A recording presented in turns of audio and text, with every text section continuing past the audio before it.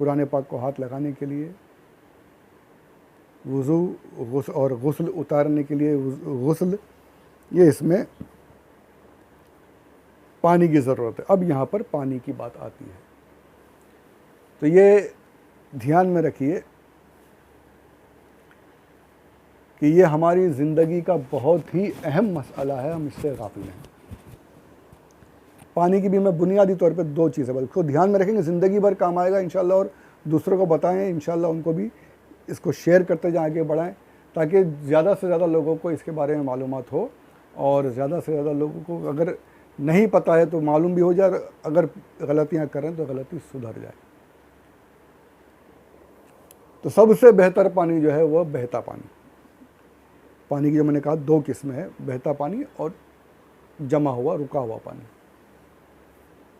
बहता पानी उसे कहते हैं कि जिसपे नदी, नाला, समंदर, तालाब वगैरह जो है ये बहते पानी में, तालाब में जमा होता है लेकिन अच्छी खासी बड़ी मिकदार है तो बहते पानी में ही शामिल है। उसको मैं बताऊंगा, बहते पानी की भी एक लिमिट बताई गई, उस तरफ भी आता हूँ। इसको ऐसा देखना कि पानी में तिनका छोड़ दें, अगर वो बहते हुए चला जा रहा है वो बहता पानी है। बहते पानी में नजासत गिर जाए तो जहाँ पर है वहाँ उतने हिस्से का मतलब छोड़ करके दूसरे हिस्से से कर लें, बिल्कुल जायज़ है। कोई बहता पानी बिल्कुल यानी सबसे बेहतर है। अब वो ये तो है नहीं कि अब आप चौपाटी ही चले जाएं, वहीं पर जाके वज़ू गुस्ल करें, नहीं। उसके लिए हमारे फ़िक़्ह जो है हमें इसकी भी बहुत आसानी है। इस्लाम जो है युरिदुल्लाहु बिकुमुल युस्रा वला युरिदु बिकुमुल उसरा, अल्लाह तुमसे आसानियाँ चाहता है, तुम पर आसानियाँ अता करता है, मुश्किलें नहीं।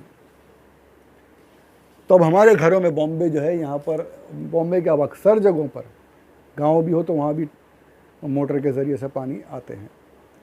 तो ये हमारे यहाँ पे लेक्स जो हैं उनसे पानी पाइप्स के ज़रिए से हमारे घरों में, फिर अब तो अक्सर जगह पर, पहले हमारे बचपन में देखते थे कि बगैर मोटर के पानी चढ़ जाता था कई कई मंजिलों तक, पर अब जो है बगैर मोटर के चढ़ता ही नहीं, मोटर लगानी ही पड़ती है कुछ गवर्नमेंट के मसाइल पता नहीं क्या है। तो बहते पानी में यानी पानी वहाँ से निकला, पाइप से आया, बहते हुए हमारे घरों तक आया, बहते हुए।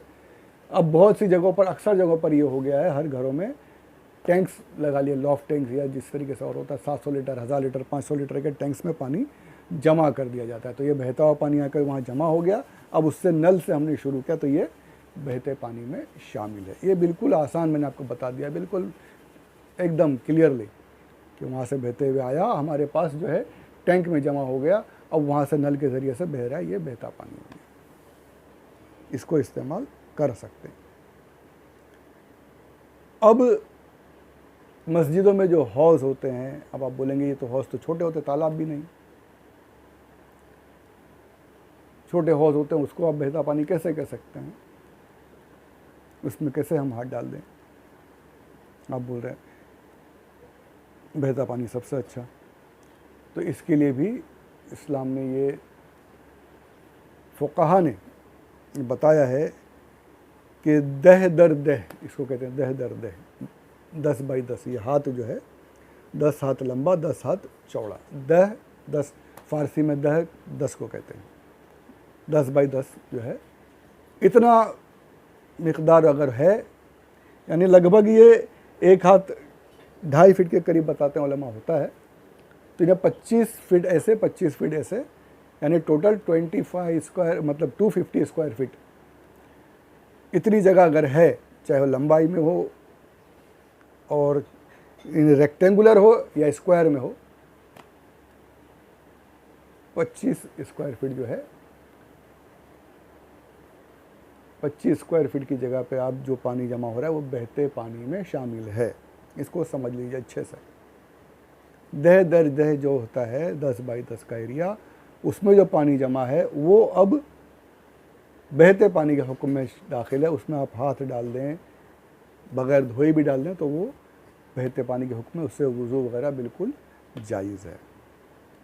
ये हो गया दह दर दर का। अब इससे कम जो है, यहाँ सबसे बड़ा मसला है और उसी के लिए मैं ये वीडियो बना रहा हूँ। इससे कम जो है ये बहते पानी के हुक्म में शामिल नहीं होता, और दह दर दह से कम में अगर आपने बग़ैर हाथ धोले, हाथ वगैरह धोया नहीं और आपने आप उसमें हाथ डाल दिया, अब वो पूरा पानी मुस्तअमल हो जाएगा, यानी इस्तेमाल किया हुआ, यूज्ड वाटर। इसको यही बताने के लिए मैंने ये मसला अर्ज़ किया हुआ है। इस पर इंशाल्लाह तफसील डालूँगा, मैं बाकायदा वीडियो बनाकर आपको बताता हूँ इंशाल्लाह।